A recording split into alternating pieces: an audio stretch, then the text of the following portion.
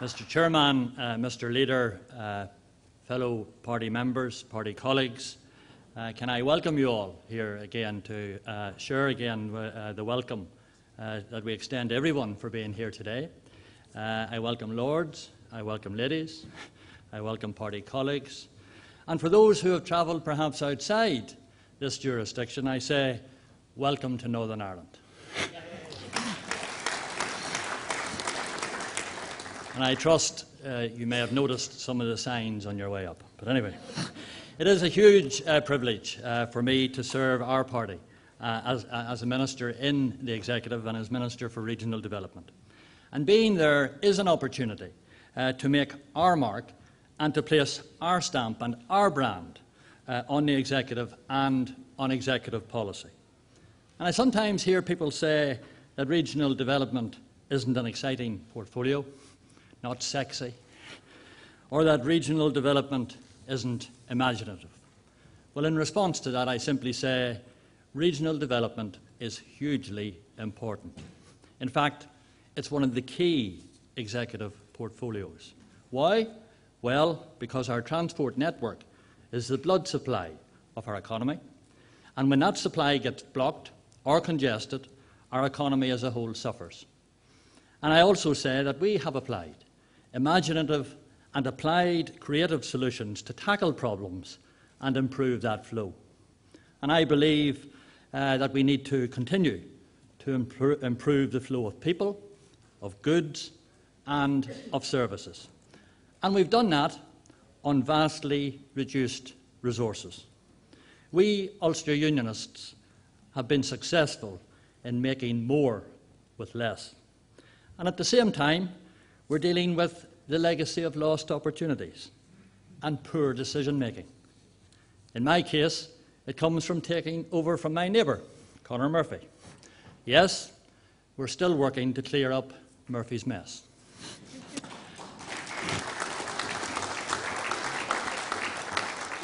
And I've been working hard to fix his mistakes and to right his wrongs.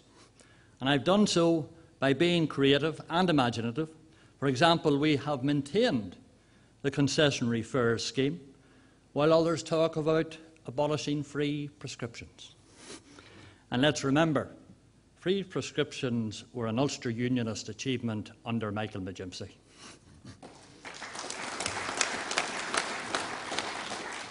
As you know, I've continued to strongly support public transport. In securing £27 million investment to improve the Londonderry to Coleraine line, we've saved that line from closure. And before the end of this year, our trains, our brand new trains, will have increased capacity and increased frequency.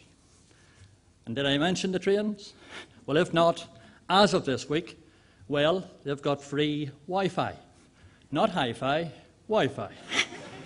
And for those who haven't tried them, I say to you, give our trains a go. They are, like our buses, a great way to get about. Let me sum up the direction of public transport in this way. More people making more journeys in greater comfort. That's the Ulster Unionist stamp on public transport. But DRD goes deeper than progressing our public transport because it can and it does stimulate our economy. And stimulation through investment on our roads and through investment in our water infrastructure. Did you know that our water quality was ranked at 99.8 out of 100? And that's better than the tough water quality standards in other places. And I can say proudly that I've secured £116 million for road maintenance in 2011-12, the largest amount ever. So that improves our roads, and in so doing, it maintains jobs. Jobs in the front line, jobs in road service, jobs for contractors, and it supports our quarries and our people who work there too. The same is true of economic benefits that flow from major roads projects, whether it is the A8, the A2, or indeed the A5. So regional development is a key department in driving the economy. And let me say, if my executive colleagues are listening, I remind them, as I remind you, that we in DRD have opportunities to accelerate capital investment. We're one of the few departments who can. So forget for a moment that it's headed by an Ulster Unionist, because the issue of our economy is bigger than party politics. And don't worry either, executive colleagues, about having to change track.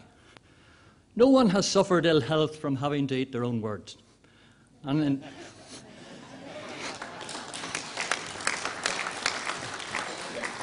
in any event, you can do so privately.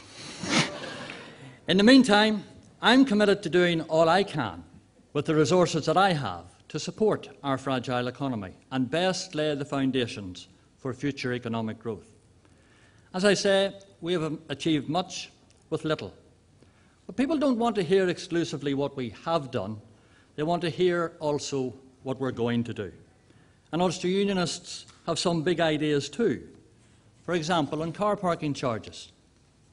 Let me be perfectly clear.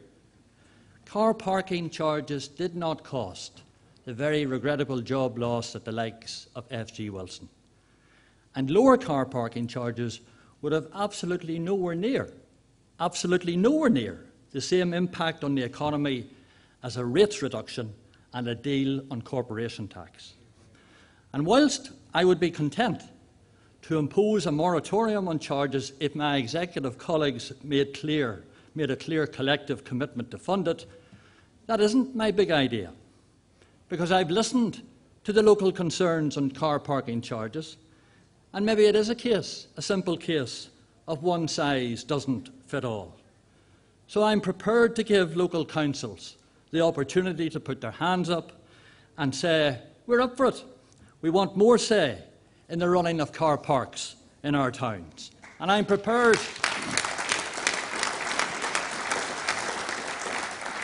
to let local councils contribute to maintaining their own car parks. And I'm prepared to let councils subsidise and set the charges in their own car parks. And why? Well, because I believe it's right. It will empower local councils to contribute and decide for themselves what they want to do and need to do in their own areas. So if you want cheaper parking, we will allow you to subsidise a lower rate, and that can only be good for local decision making.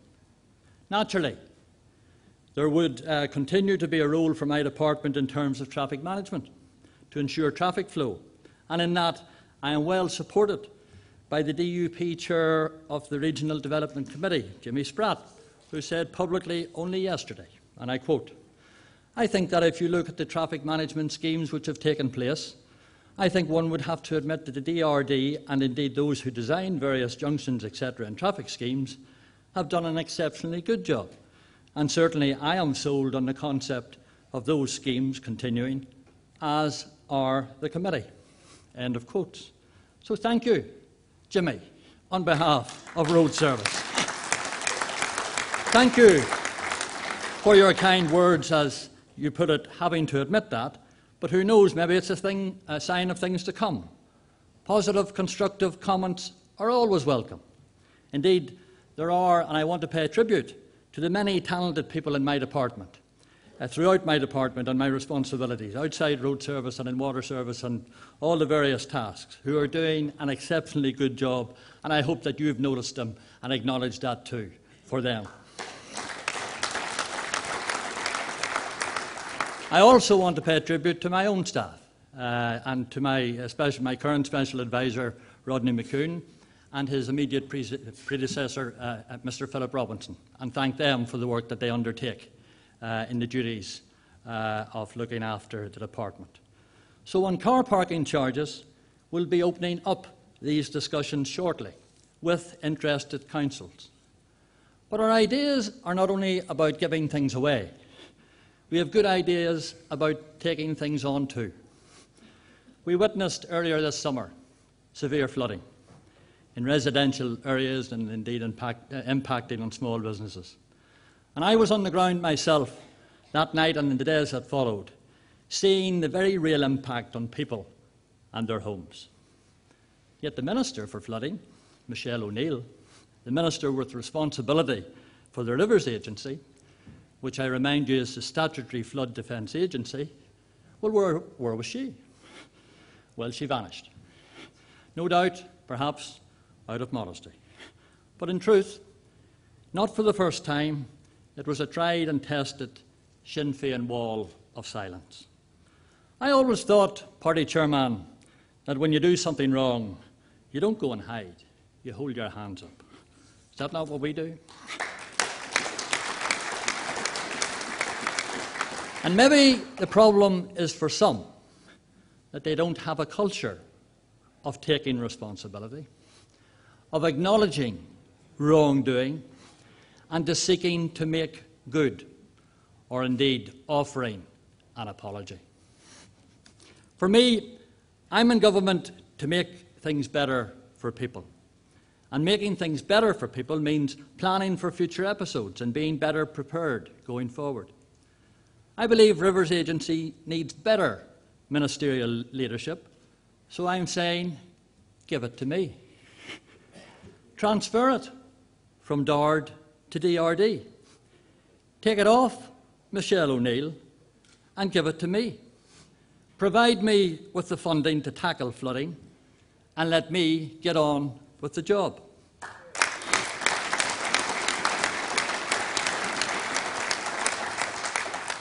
Then we can start to prepare longer term for better flood defences and more effective flood alleviation schemes, so that when there is a next time, and there will be, unfortunately, a next time because of the years of underinvestment and missed opportunities, at least we will be better prepared to respond. Nobody will have to go looking for a Rivers Agency or the Minister responsible, because I would be out front with emergency plans in place and proper investment already underway in a long-term programme of flood defence and flood alleviation schemes. And just as there will be no quick fix, nor should we be resigned to a future of regular floods and damaged homes. So we're committed to a future where infrastructure is no longer underfunded and the unseen is no longer neglected.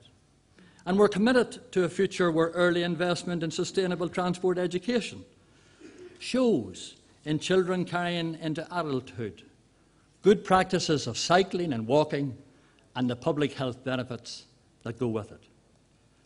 Our future is also the alternative future in many other areas across other departments, so that when our involvement in the current executive ends, we'll be able to point to our achievements. And our achievements will be lifting up once more a department heavy of the legacy of Conor Murphy's poor decision-making and bad judgment. Our achievements will be that we took on a grossly underfunded department and we made progress. We've moved already regional development forward. And our achievements will be that we didn't miss opportunities. We took sound and sometimes bold decisions at opportune moments. And next time round, people will know that there is an alternative.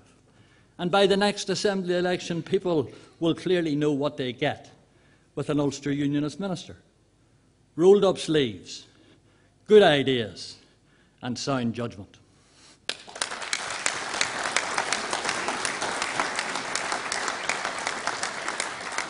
And they may just decide that having just one minister isn't enough, and that they wouldn't mind a few more about the place.